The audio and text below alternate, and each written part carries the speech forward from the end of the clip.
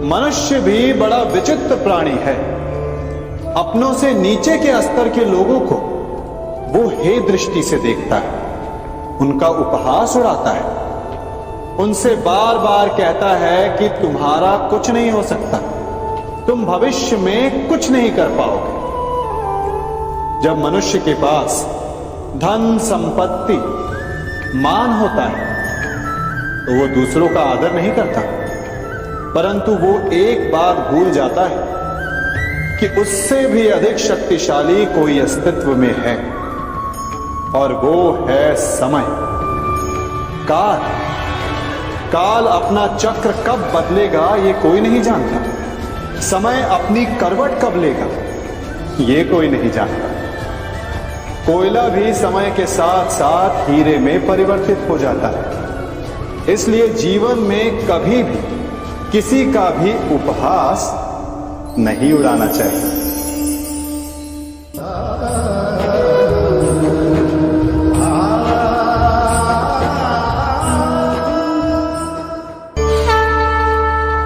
गर्व, अभिमान और अहंकार, ये तीनों सुनने में एक जैसे लगते हैं, परंतु तीनों का अर्थ भिन्न होता है और परिणाम भी।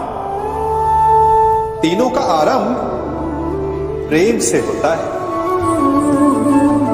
स्वयं से प्रेम, परिश्रम हमारे मन में गर्व को जन्म देता है और सफलता अभिमान जगाती है।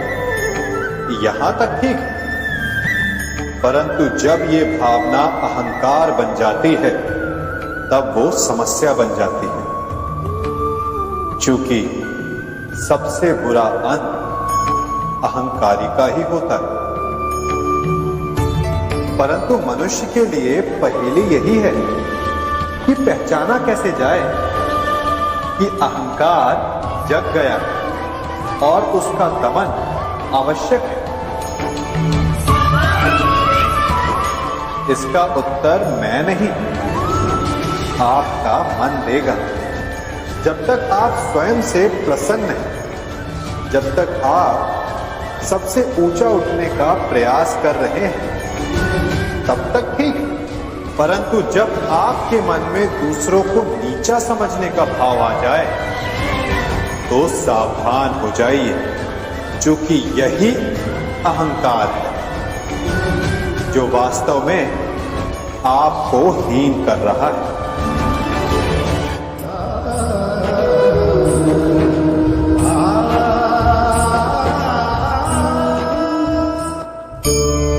आज मैं आप सबको एक कहानी सुनाता हूं। एक दिन गोकुल में दो व्यापारी आए। एक व्यापारी शहद का था, बड़ा मीठा शहद था उसका, परंतु वो गोकुल में टिक नहीं पाए। उसके व्यापार ने घाटा खाया और शीघ्र ही वो गोकुल छोड़कर चला गया। और दूसरा व्यापारी मिर्च का था। पहले दिन वो एक पोटली लाया और दूसरे ही दिन वो पूरी बैलगाड़ी भर कर लाया। और धीरे धीरे पूरी मथुरा में उसकी धाक जम गई। मुझे बड़ा आश्चर्य हुआ, तो मैंने बाबा से पूछा कि ऐसा क्यों कि एक मीठे शहद का व्यापारी कंगाल हो गया और एक मिर्च का व्यापारी धीरे धीरे नगर सेठ बन गया। बाबा मुस्कुराए और उन्होंने कहा कि मीठी बोली बोलने वाले की तीखी मिर्च भी बिक जाती है, और जो कड़वी बोली बोलता है उसका मीठा शहद भी नहीं बिकता। वाह, कितने उत्तम विचार हैं उनके, और उचित ही है। मनुष्य अपने जीवन में सदैव अपने वचनों से उठता है और अपने वचनों से ही गिरता है। इसलिए अपने जीवन में सदैव मीठी बोली बोलने का प्रयास कीजिए, आपका जीवन सरल हो जाएगा। मनुष्य की सबसे बड़ी दुर्बलता क्या होती है? सोचिए। धन, प्रेम, अहंकार। मनुष्य की सबसे बड़ी दुर्बलता होती है उसके रहस्य। चाहे आप कितने भी शक्तिशाली क्यों ना हो, कितने भी प्रबल क्यों ना हो, परंतु उसके रहस्य उसके नाश की चाबी होती है। इसलिए यदि प्रबल रहना है, शक्तिशाली रहना है, समर्थ रहना है, तो अपने रहस्य को किसी को भी ना बता, ना मित्र को और ना ही शत्रु को, क्योंकि समय पड़ने पर कब कौन शत्रु हो जाए ऐसा कहना संभव नहीं। विभीषण को रावण के अमृत कुंड का ज्ञात था, इसीलिए प्रभु श्री राम रावण का वध करने में सफल हो सके। इसलिए उचित यही है कि आप अपने रहस्य को स्वयं तक ही सीमित रखें।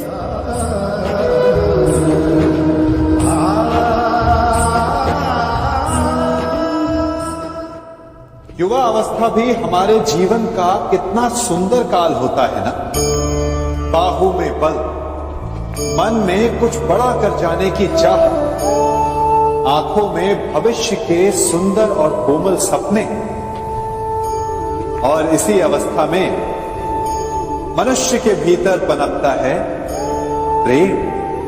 किसी को देखकर उस पर मन मोहित हो जाता है और फिर मनुष्य अपना सब कुछ उस पर न्यौछावर कर देना चाहता है। फिर प्रेम की परिणति होती है विवाह में। क्यों?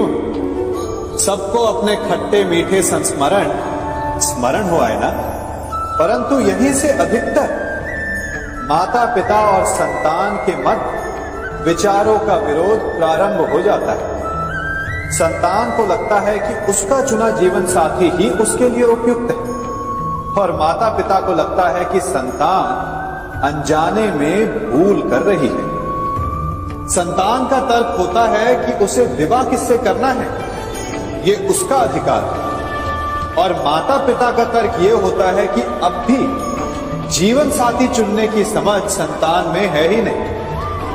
तो इस अवरोध को काटा कैसे जाए, उचित निर्णय कैसे लिया जाए?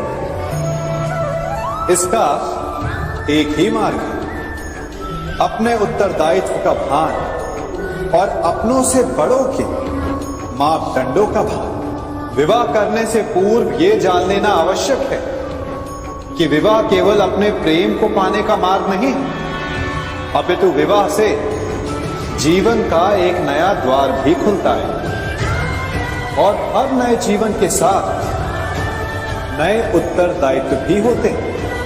और यदि इन उत्तरदायित्वों को समझकर निर्णय लिया जाए तो विश्वास कीजिए आपका दाम्पत्य जीवन आनंद से भरा रहेगा, और आपको कभी यह पछतावा नहीं होगा कि आपने कोई अनुचित निर्णय लिया। सागर का जल बाष्प बनकर उड़ता है, तब वो हमें दिखाई नहीं देता। मेघ उस जल को अपने भीतर छिपा लेते हैं, लंबी यात्रा करते हैं, प्रयास करते हैं कि वो जल सदा उनके भीतर छिपा रहे, परंतु जब वायु का वेग उन्हें उड़ाकर किसी पर्वत से ले जाकर के टकरा देता है, तब उन मेघों को बरसना ही पड़ता है, क्योंकि यही नियति, यही प्रकृति, क्योंकि जल को सागर में जाकर मिलना ही है। ठीक ऐसा ही हमारे साथ भी होता है। हम सत्य अपने मन के मेघों में चाहे जितना छिपाने का प्रयास कर ले, परंतु समय की आंधी उसे वास्तविकता के पर्वत से ले जाकर के टकराकर हमारे समक्ष ले ही आती है।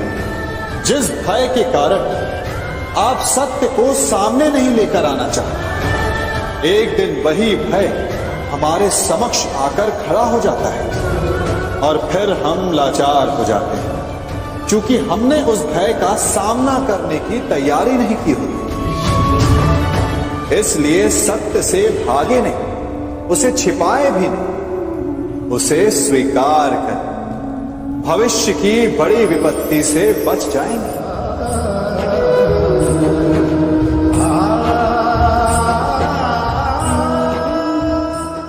कभी कभी आप सबके जीवन में एक ऐसी विचित्र समस्या अवश्य आती है कि शक्तिशाली के समक्ष मौन हो जाओ। कि उस शक्तिशाली से विवाद करने से बचने के लिए आप मौन रह जाते। मानता हूं ऐसा करने से आप एक विवाद से बच जाते, एक संघर्ष से बच जाते, परंतु ऐसा बचाव एक बड़े संघर्ष को जन्म दे देता है। कैसे? हमारा मौन रहना अनजाने में उसका समर्थन बन जाता है और वो स्वयं को अधिक शक्तिशाली अनुभव करता है और यहां से हमारा दमन प्रारंभ हो जाता है। एक के बाद एक हम अन्याय में अनचाहे रूप से सम्मिलित होते चले जाते हैं। तो इसका तोड़ क्या है? ये समझने के लिए ये जानना आवश्यक है कि ऐसी कौन सी बात है जो आपको विरोध करने से रोकती है। ये सामने वाले की शक्ति नहीं जो आपको रोकती है, या आपके भीतर छिपा भय है जो आपको रोकता है। हाँ, कभी कभी भय आपकी सुरक्षा अवश्य कर सकता है, परंतु साथ साथ ये भी जानना आवश्यक है कि ये भय ही है जो आपको मौन भी रखता है। इसलिए अपने मन से भय को निकालिए और खुलकर अनीति का, अन्याय का विरोध कीजिए और फिर देखिएगा आपका मन कितना मुक्त, कितना हल्का अनुभव करेगा।